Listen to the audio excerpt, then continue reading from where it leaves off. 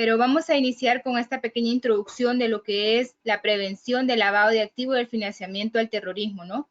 La importancia que esto implica en muchos de los países latinoamericanos. Prácticamente, ¿verdad? Honduras es un país que está en constante lucha con las empresas, con las instituciones financieras, con las cooperativas, con lo que son ahora actividades no financieras designadas a las APNFD, ¿verdad? Y para ello, ¿verdad? Vamos a dar este webinar que de manera educativa para que de alguna manera podamos conocer algunos conceptos clave y cómo esto de alguna manera impacta en nuestra sociedad. La importancia del lavado de activos, la importancia que como profesionales nosotros debemos de conocer términos relevantes, ¿no? Y más que términos, también conocer las leyes que rigen en nuestro país. Lo que es lavado de activos está familiarizado con lo que es el decreto 144-2014. Sin embargo, desde el año 2002 se ha venido dando regularizaciones circulares para que la prevención del lavado de activos pueda tener de alguna manera un parámetro aquí en nuestro país, en Honduras. Y es por ello, ¿verdad?, que con nosotros cuando escuchamos la palabra lavado de activos, generalmente lo primero que familiarizamos es la palabra de narcotráfico, la palabra delincuencia, la palabra crimen organizado. Y es muy familiarizante conocer que de alguna manera existe esta línea estrecha de relación. Sin embargo, el lavado va más allá de eso. Para nosotros, puedes decir, hay lavado de activos es porque hay un delito precedente. ¿Y qué significa un delito precedente? Pues prácticamente existe este delito que ya tiene un crimen o un delito ya penado, ¿no?, en nuestro país. Por ejemplo, para yo dedicarme al lavado de activos tuve que de alguna manera tener algún tipo de tipología, pude de alguna manera estar en el narcotráfico, pude estar haciendo tratado de personas, la parte de extorsión, muchas tipologías que de alguna manera más adelante vamos a estar viendo un poco, ¿no? Cómo esto pues de alguna manera impacta. La parte de lavado de activo o la palabra lavado de activo es amplia y compleja. Y ustedes pueden ver en la dispositiva que en Latinoamérica diferentes países utilizan diferentes terminologías. Al final, en Honduras lo conocemos como lavado de activos, pero en otros países lo conocen como lavado de dinero, lavado de bienes, blanqueo de capitales, legitimación de capitales o operaciones de procedencia ilícita. También es muy familiarizante conocer este término de programas de cumplimiento, ¿no? En otros países también se conoce como lo que es compliance o control de cumplimiento. O sea, las terminologías en diferentes países cambian y así como cambian, también van cambiando de alguna manera la parte de la penalización, ¿no? En nuestro código penal establece que hay un delito para lavado de activo y también existe un delito para la financiación de terrorismo, que son dos términos al final muy ligados, pero que cada uno tiene penas diferentes y de alguna manera son tratados diferentes, por ejemplo. ¿Por qué? Porque el lavado de dinero, pues prácticamente tiene etapas de colocación, ¿no? Y la parte del financiamiento de terrorismo viene más a la extorsión, al abuso de poder que muchas veces podemos ver en nuestra sociedad. Y esto a menudo también lo asociamos rápidamente a que en nuestro país, en la región latinoamericana, es un problema grave ver que estas ganancias que existen por estos rubros vienen de alguna manera de carteles de drogas o de una apariencia de legalidad aparentemente lícita, pero que al final venimos a ver de que es solamente una apariencia. ¿Por qué razón? Porque ellos trabajan el día a día para de alguna manera entrar en una sociedad y poder colocar este dinero que de alguna manera tiene una procedencia ilícita, que no es correcta. Y esto impacta en nuestra sociedad porque de alguna manera existe incertidumbre, ¿no? Y lo hemos pasado todo este periodo 2020, que pasó todo lo de la pandemia y que de alguna manera hubieron muchos ingeniosos, por ejemplo, que quisieron de alguna manera aprovechar toda la circunstancia de la pandemia para ver qué posibilidades hacían para hacer el lavado de activos. Tuvimos casos o vimos en las noticias como la parte de la falsificación de medicamentos, la parte de alguna manera ya trabajar el dinero de forma digital.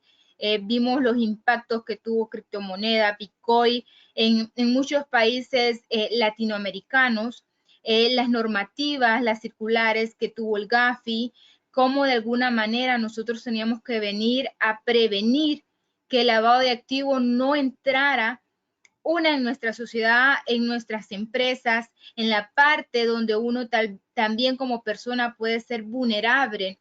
¿Por qué? Porque muchas personas también por medio de la pandemia tuvieron la dicha de decirme que es sin empleo, pero voy a invertir en lo que salía en internet, ¿no? Invertía en esas bolsas, invertía en poder decir, voy a entrar a este negocio digital y tal vez eran estafas, ¿no? Muchas personas tuvieron estos impactos negativos a través de la pandemia y es donde nosotros podemos ver que el lavado de activos cada día avanza de forma digital también. La tecnología va avanzando y así como avanza, también los delincuentes van viendo de alguna manera cómo van a entrar en las instituciones financieras, cómo van a entrar en cooperativas, cómo van a lavar esas cantidades de dinero. Inclusive, en muchos países desarrollados existen personas que se encargan de dar esa profesión para lavar activos. Y es aquí, ¿verdad? Donde en la próxima diapositiva podemos ver qué es el lavado de activos. Y en palabras simples, el lavado de activos es prácticamente la apariencia de dar una legalidad a un crimen o a una actividad que está ilícita. Este es el concepto más clave o más preciso que referenciamos a nivel global. ¿Por qué les digo global? Porque a través de lo que es el Gafi, viene el Gafi y nos dice en un lenguaje global, el lavado de activos es un proceso de un origen de fondos generados mediante un ejercicio de actividades ilegales o criminales. Pero en muchos países tenemos diferentes terminologías. Honduras, por ejemplo, en el artículo 2, numeral 9, nos define qué es lavado de activos, ¿verdad? Muy parecido a este término que al final lo que nos viene a decir que estamos cometiendo un delito en dar este proceso como cubierto a hacer una apariencia ilícita. Eso es más que todo la parte de lavado de activos. La parte de lavado de activos es una parte donde se ha trabajado mucho a nivel internacional con lo que es la parte de las organizaciones que de alguna manera trabajan el día a día con la lucha de lavado de activos. ¿Y a qué me refiero con esto? Pues existen organizaciones como lo que es el Gafi, la OEA, la ONU, convenios internacionales como es el convenio de Basilea que se trabaja para instituciones financieras. Todos estos convenios trabajan el día a día para que de alguna manera todo lo que sea lavado de activos tenga un lenguaje y que este lenguaje pueda ser global, ¿no? Porque muchas veces nosotros como hondureños conocemos una terminología, pero tenemos un compañero o un país hermano de Centroamérica y de repente la terminología ya varía un poco. Por ejemplo, tenemos Costa Rica. Costa Rica es uno de los países que está un poco más avanzado en la parte de prevención de lavado de activos. Inclusive, Costa Rica es de los países donde existen escuelas, donde existen diplomados, donde existen ya certificados internacionales que nos avalan que podemos certificarnos internacionalmente. Honduras todavía no llega a esos procesos y las pocas personas o las pocas firmas o instituciones que están trabajando en cumplimiento de riesgo son contadas al nivel de Honduras. ¿Por qué? Porque estamos en este constante aprendizaje para que de alguna manera el día de mañana, cuando lleguemos a este toque de decir Honduras ya está preparado para seguir las recomendaciones en su totalidad del Gafi, pues de alguna manera vamos a estar nosotros en constante capacitación, ¿no? Y eso está pasando hoy en día con lo que es la Comisión Nacional de Bancas y Seguro.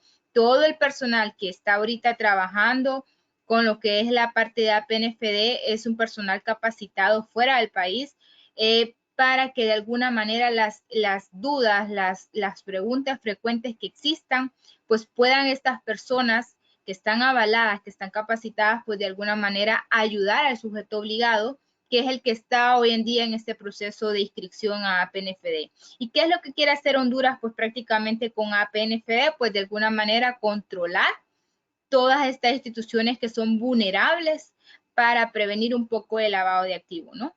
En la siguiente diapositiva nosotros vamos a ir viendo también, la voy a mover, algunos delitos precedentes, ¿no? Estos delitos precedentes ustedes me dirán, ¿esto a qué se debe o por qué existe? Pues prácticamente, ¿verdad? Cuando nosotros tenemos esta parte de delitos precedentes es porque de alguna manera nosotros en nuestro país tenemos esta lucha constante de decir, existe corrupción y si existe corrupción es porque de alguna manera también existe este lineamiento o este sinónimo que va alineado al lavado de activos, ¿no? Sabemos que cuando existe corrupción es porque de alguna manera no se están haciendo actividades lícitas correctas, sino que de alguna manera estamos haciendo cosas que no deberíamos. Cuando hablamos de tráfico de personas también son actividades ilícitas donde ya llegamos a esa vulnerabilidad de tocar a una persona físicamente, ¿no? La parte de los sicarios, de los secuestros, también es una parte donde tomamos este punto delicado de decir, llegamos a la parte de la extorsión, donde podemos ver que estas actividades delictivas pueden producir recursos económicos y que estos recursos económicos no solo se deben relacionar al narcotráfico o la parte de lavado de activos, sino que de alguna manera todos estos delitos producen recursos económicos que son de una apariencia ilícita, pero que entran a nuestra sociedad y quieren entrar a dar una apariencia lícita, una apariencia de que es dinero limpio, ¿no? Y es aquí donde nosotros como profesionales debemos de cuidar con quienes estamos haciendo relaciones, con quienes vamos a estar a un futuro tal vez en una relación comercial, en una relación financiera, ¿no? Por eso es muy importante que nosotros hagamos una debida diligencia, una debida investigación sobre nuestros clientes, sobre nuestros proveedores, sobre nuestros colaboradores. ¿Por qué razón? Porque de alguna manera todas esas personas o todas estas actividades delictivas, que hoy en día todo esto de delito presente se conocen como nuevas tipologías, esto de alguna manera viene a dar una incertidumbre en nuestra economía. ¿Por qué? Porque estas actividades delictivas quieren entrar en nuestra sociedad y la forma más fácil de entrar es a veces a través de instituciones financieras, a través de lo que son bolsas de medios de prestamistas, las compras de bienes inmobiliarios, todo lo que tenga que ver con artes de precios altos, todas estas que son actividades vulnerables y que quieren de alguna manera entrar al mercado, es donde nosotros debemos de decir, permítame, voy a investigar, voy a solicitar referencias, porque yo no puedo tener una relación si no investigo con quién estoy tratando. Y es a esto donde hoy queremos llegar, ¿no? La importancia de tocar este tema de lavado de activos para instituciones tanto privadas como públicas, ¿no? El concepto de debida diligencia que muchas veces nosotros no conocemos o de repente no queremos familiarizarnos con ello. El ejemplo más fácil que yo les puedo dar de una debida diligencia es cuando nosotros entramos a un banco, ¿no? Yo creo que la mayoría hemos tenido este proceso en los bancos de que el banco nos dice, permítame, usted tiene que llenar un formulario porque la cantidad que está retirando o la cantidad que usted quiere depositar, pues es una cantidad que ya requiere que usted llene el formulario de debida diligencia. Y nos empiezan a hacer algunas preguntas los oficiales de banco, nos empiezan a decir de dónde procede el dinero, el por qué queremos hacer esa relación con el banco y algo otras preguntas claves, ¿no? Pues esto es prácticamente una debida diligencia donde prácticamente el banco para hacer una relación con mi persona o con la empresa, pues de alguna manera quiere investigar cómo llegamos a tener nosotros esos fondos. Pues prácticamente a eso es que saber llegar. Y aunque usted o su empresa no estén dentro de lo que es una PNFD o una institución bancaria, etcétera, usted perfectamente puede también tener sus controles de investigación para saber con quién va a tener esta relación. Porque una de las cosas que tenemos en lavado de activos es que también lo relacionamos mucho con lo que son los riesgos asociados, que los riesgos asociados pues vienen a ser estos riesgos donde uno debe de alinear el riesgo legal, el riesgo operacional, el riesgo de contagio, para que el día de mañana nosotros lleguemos a esta actividad de saber controlar y mitigar de alguna manera los riesgos. Entonces, prácticamente, cuando nosotros nos referimos a delitos, es para de alguna manera referirnos al recurso económico y cómo este recurso económico de alguna manera debemos de saberlo prevenir y mitigar, ¿no? De una manera que nosotros seamos conocedores de un tema y de un conocimiento. Vamos a hablar un poco también sobre lo que es la parte del financiamiento del terrorismo, la parte que conlleva también de alguna manera ver la importancia de abarcar esta parte, ¿no? Del financiamiento, porque esto está muy relacionado al lavado de activos.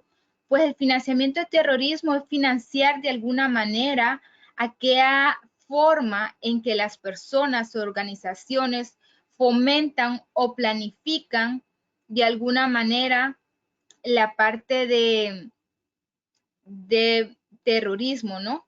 ¿Por qué? Porque al final definir el terrorismo es un término que trae connotaciones políticas, religiosas y nacionales dependiendo en cada país. Eso es lo que conlleva hoy en día de alguna manera connotar este término, porque ya nosotros ya las terminologías de alguna manera se van haciendo más conocedoras y de alguna manera llegamos a connotar estas situaciones a temas que son más complejos. Por eso, lo que es lavado de activos y el financiamiento al terrorismo se presentan con características similares, pero que al final tienen relación con un encubrimiento totalmente diferente. ¿Por qué? Porque son etapas donde una coloca y la otra extorsiona.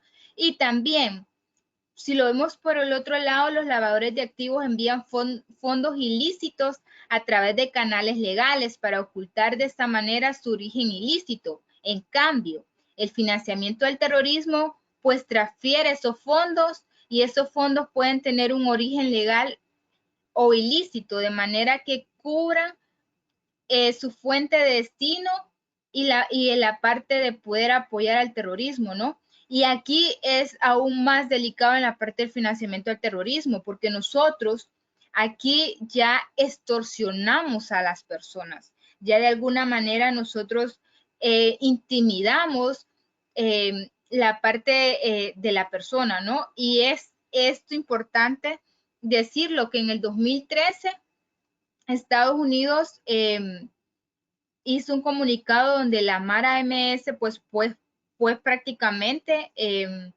catalogada, ¿verdad?, como un terrorismo para Estados Unidos. Y es aquí donde en el 2016 entre Guatemala y Honduras se estudia de alguna manera esta parte de poder decir si las maras en Centroamérica se iban a llamar terroristas o no, porque pues obviamente Estados Unidos es un país de primer mundo, ¿no? Y de alguna manera pues impacta cualquier comunicado que pueda tener. Entonces, de alguna manera, esta parte también conlleva a importantes noticias, ¿no? Cuando venimos a ver noticias importantes como son estos comunicados que ya transfiere Estados Unidos a los países de Centroamérica.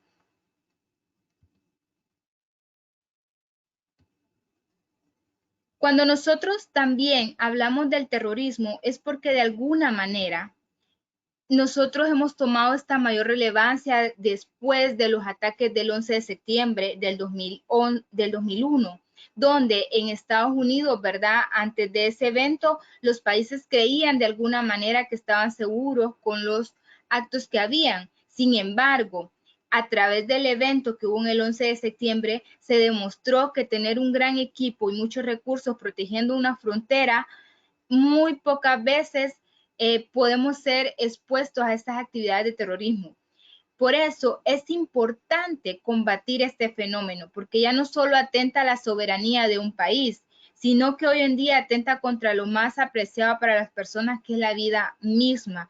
Por eso estos temas de financiamiento al terrorismo conllevan a que de alguna manera para yo poder tener fundamentos sobre un término, yo debo de alguna manera tener la parte de legal o la parte de qué me dice la ley y cómo yo la voy a tratar.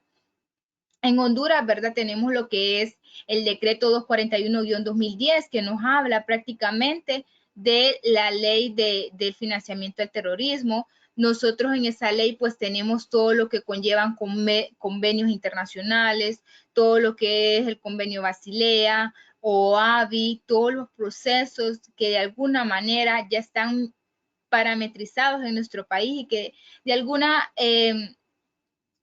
circunstancias, ¿verdad? Son importantes conocer el por qué nuestro país de alguna manera está trabajando el día a día para poder tener estos temas avanzados como otros países, ¿no? Sabemos que Colombia, México, Costa Rica, El Salvador son países que ya llevan avanzada esta parte de prevención del lavado de activos.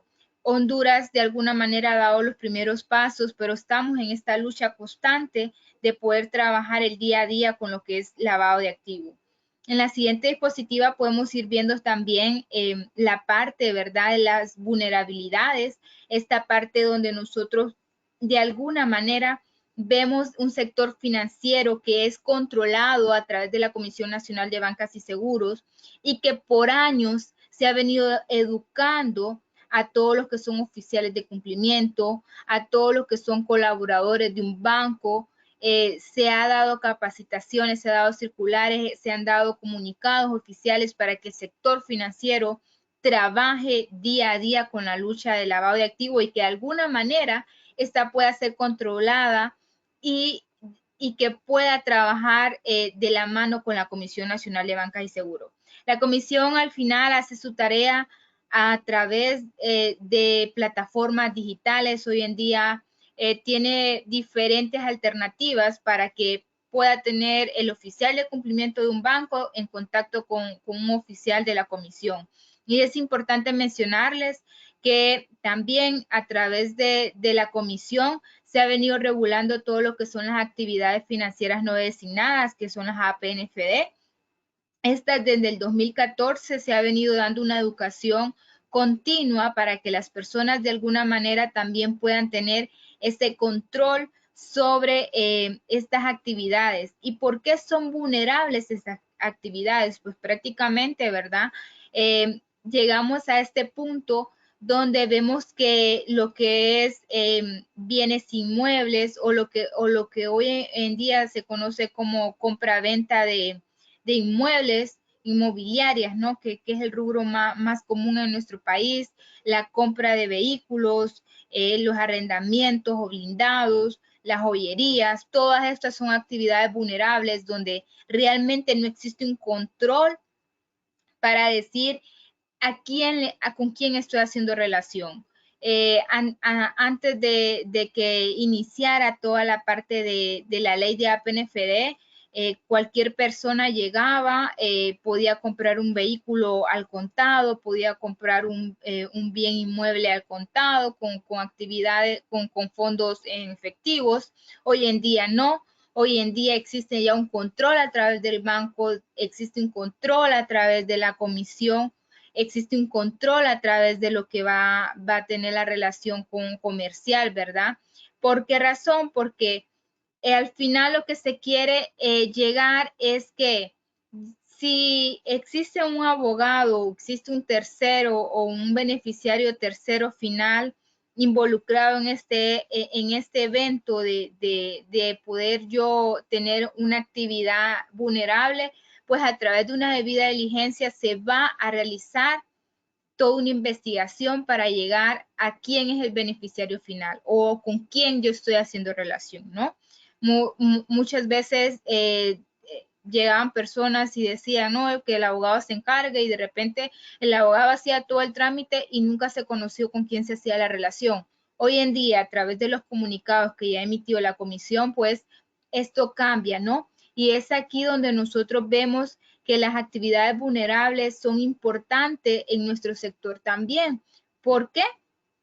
Porque de alguna manera dan avances en nuestra economía, dan esta parte de poder, de recurso económico para que el país mejore. Y es aquí donde la comisión viene y dice, bueno, estas APNFD son actividades vulnerables, pero ¿cómo las vamos a controlar? Pues prácticamente estos sectores van a entrar a tener un programa de cumplimiento, van a tener un oficial de cumplimiento, van a tener que tener políticas y procedimientos aplicables dentro de su empresa o dentro de su organización, donde se tenga que cumplir con obligaciones, y es importante que se ejecuten todas las medidas que dicta la ley para que de alguna manera estos riesgos se puedan mitigar y que se puedan ser utilizados para controlar todo tipo de delito o por lo menos prevenir todo tipo de delito. Y cada vez más las autoridades y los organismos de nuestro país descubren nuevas tipologías. Todo lo que pasó en el 2020 era para que de alguna manera se midiera y se reconociera que existen delitos de tipologías nuevos que es que saber controlar, que es que saber mitigar.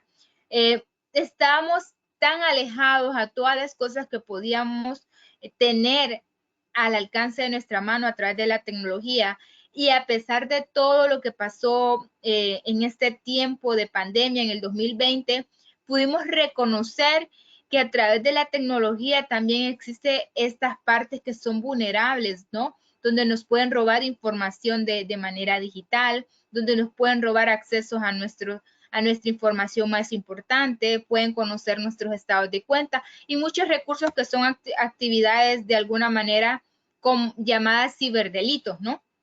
Y es acá donde nosotros venimos y vemos que los lavadores van cambiando su forma de cometer delito. Y es aquí donde nosotros debemos de alguna manera también cambiar nuestra manera de ver las cosas, cambiar nuestro paradigma, ¿no? No siempre quedarnos con un paradigma de que las cosas van a ser siempre así, sino que de alguna manera nos toca capacitarnos, formarnos, entrar a temas nuevos, decir en mi empresa, si de repente yo puedo aportar una idea para prevenir del lavado de activos, decirla, de alguna manera crecer de manera positiva. ¿Por qué? Porque muchas veces nosotros podemos ver que estas actividades vulnerables nos llevan a que nosotros tengamos controles preventivos en nuestra empresa. Y es acá donde nosotros vemos las actividades más vulnerables en nuestro país, que tenemos una lista de aproximadamente 22 actividades vulnerables, dentro de las cuales pues tenemos contadores, tenemos lo que son los casinos, las loterías, los sectores inmobiliarios, las constructoras, compra-venta de vehículos, etcétera, ¿no? Y aquí aclaro que cuando nosotros hablamos de contadores públicos, es personas que tengan que ver con compra-venta de bienes y que de alguna manera también tengan ingresos arriba de los $10,000 mensuales. Porque muchas veces vemos la línea de los contadores, pero sabemos que nuestro país, Honduras, es uno de los países donde el rubro de contador es muy poblacional, pero no significa de porque yo soy contadora que me voy a ir a afiliar o tengo que tener una constancia personal. No, no. Son realmente estos contadores que tienen pues estos ingresos altos, que trabajan con instituciones o con grupos corporativos donde realmente hacen una relación comercial más al fondo, ¿verdad? Pero lo normal, las tareas normales que hace un contador, pues estas no tienen nada que ver con una inscripción de APNFB. Vamos a la siguiente diapositiva y es aquí donde nosotros pues también vemos, ¿verdad? La parte de los problemas legales, la parte de acceder a un sistema financiero, la parte de exponerse a los riesgos reputacionales o riesgos asociados, ¿no? Y la importancia que esto conlleva a que de alguna manera yo pueda decir cómo me voy a fomentar a controlar todo esto, ¿no? A que mis problemas con la organización yo los pueda mitigar. Y es aquí donde nosotros hablamos de los riesgos asociados. Un problema legal tiene mucho que ver con un riesgo legal. La parte de perder posibilidad o acceder al sistema financiero es la parte donde yo puedo tener un riesgo de contagio. Y muchas situaciones, ¿no? Donde nosotros nos vemos obligados a, de alguna manera, reconocer que el sector económico es vulnerable y que por eso nosotros debemos de adoptar medidas, políticas, procedimientos que permitan reducir y mitigar todo tipo de riesgo asociado al lavado de activos.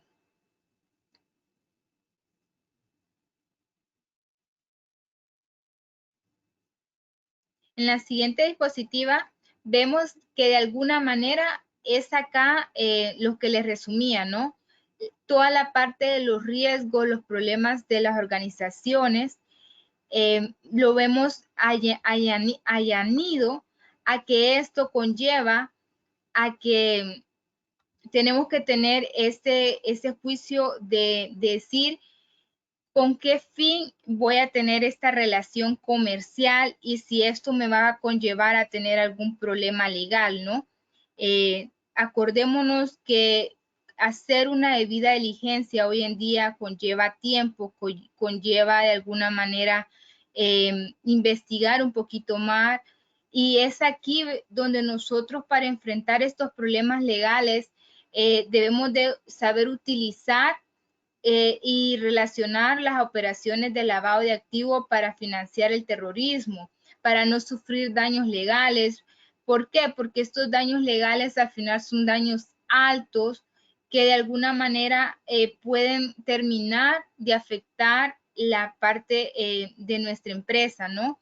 Existe un alto riesgo reputacional donde se ve afectada la parte de imposibilitar o de acceder a un sistema financiero, donde perdemos la confianza con nuestros clientes, con nuestros proveedores, con los inversionistas, donde inclusive entramos a esta fase de que hemos trabajado tantos años por tener una credibilidad, y a través de problemas organizacionales, de repente con un proveedor o con un cliente, nos vemos obligados hoy en día a caer en noticias, ¿no? Acordémonos que estamos hoy en estas plataformas de redes sociales, donde de repente un mal comentario hace que tengamos una mala credibilidad. Y para no irme muy lejos, creo que cuando pasó todo este caso de Banco Continental, que salieron medios de comunicación, tanto por televisión como por periódico, vimos cómo de alguna manera toda esta línea de credibilidad que Banco Continental tenía perjudicó a muchas empresas relacionadas con el grupo y muchas empresas que tuvieron relación con el grupo. Entonces ahí vemos cómo esta credibilidad se pierde de la noche a la mañana. Y es por eso que nosotros debemos de trabajar el día a día por ello y para mantener de alguna manera la confianza con los clientes y con los proveedores, ¿no? La parte de los riesgos es porque al final el riesgo es una parte donde nosotros queremos medir y donde nosotros queremos de alguna manera controlar, ¿no? ¿Y qué es el riesgo en el lavado de activos? Pues al final, tanto empresas como instituciones, como gobierno, como Estado, como personas, estamos expuestas a un riesgo. Nadie, absolutamente nadie es inmune al riesgo. ¿Por qué? Porque al final el riesgo existe día a día y es aquí donde nosotros podemos identificar cada tipo de riesgo. Y en esta parte de lavado de activos, pues esta palabra riesgo asociado engloba 4 riesgos principales. El concepto, en la siguiente diapositiva vemos el concepto de riesgo, donde nosotros pues prácticamente la definimos como la parte de la posibilidad o daño que puede sufrir una institución financiera a ser utilizada directamente a través de sus operaciones y estas pues de alguna manera tienen el riesgo legal, el riesgo reputacional, el riesgo operativo o de contagio. ¿Por qué? Porque estamos expuestas el día a día a trabajar en ello o por lo menos a estar expuestos a este riesgo.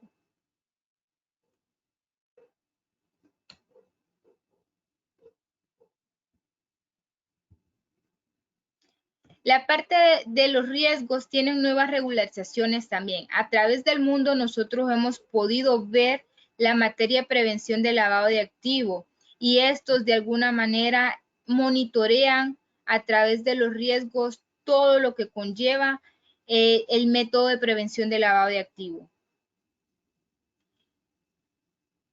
La parte del registro de clientes, monitoreo, segmentación, todo eso en nuestro país, en Honduras, a través de lo que es la ley de lavado de activos, debemos de cumplirlo dentro de un programa de cumplimiento. ¿Por qué? Porque es importante mantener la base de registro de nuestros clientes, de nuestros proveedores, de nuestros colaboradores. El monitoreo de operaciones inusuales y sospechosas es monitoreado a través de la comisión y la segmentación de clientes esa la debe hacer un oficial de cumplimiento o una persona experta en hacer matrices de riesgo para poder segmentar de alguna manera cómo este riesgo pues se va a mitigar.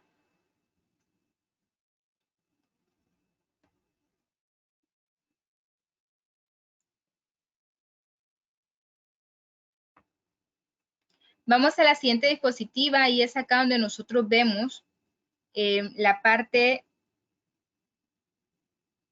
también la parte también donde nosotros visualizamos todo lo que conlleva a la parte de prevenir el lavado de activos.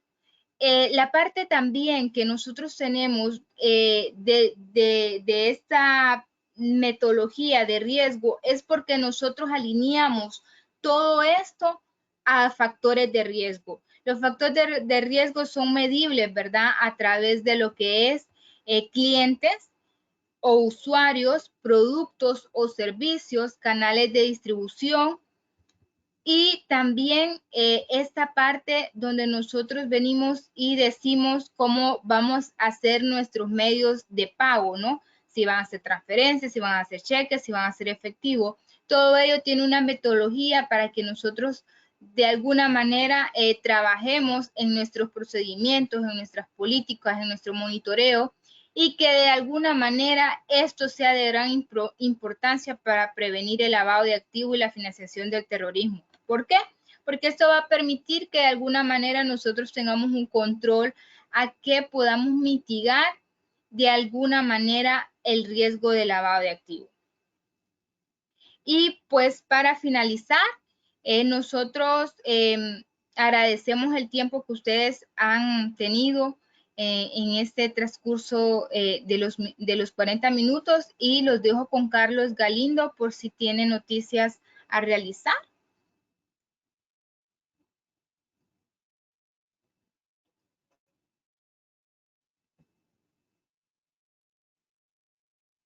No se escucha.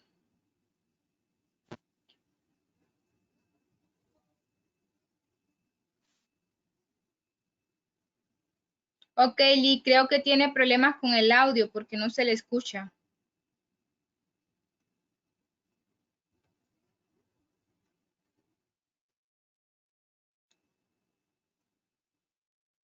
Ok, creo que el licenciado Carlos Galindo en estos momentos tiene problemas con el audio, pero de igual forma agradecemos a cada uno de los colaboradores, de las personas invitadas, de las personas que estuvieron el día de hoy con nosotros.